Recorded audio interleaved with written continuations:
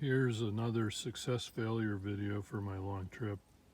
This is a 50 quart Coleman extreme cooler that claims it can keep food cold for 5 days. And I think it can. I tested it at home with as much ice as I could fit in it before I got bored putting ice in it. I think I had almost 30 pounds in it at one point. I think this thing will hold 30 pounds of ice and then some food on top of that.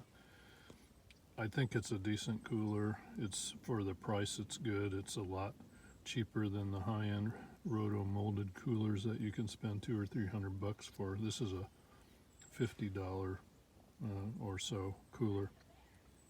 So I'd say the product's good. The product for me for this trip was a fail because it's too large. It takes 30 pounds of ice to maximize the cooling. I'm never going to put 30 pounds of ice in this thing.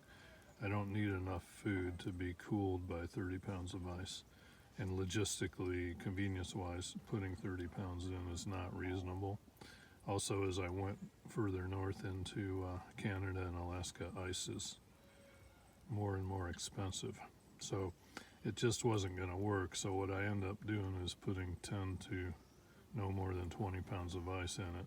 I've rarely even had 20.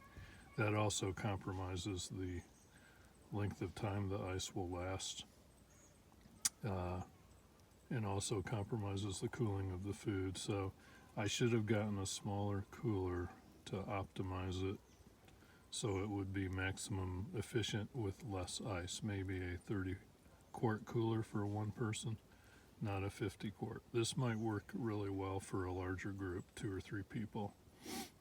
So good product, I think, for the price especially, but fail for my trip.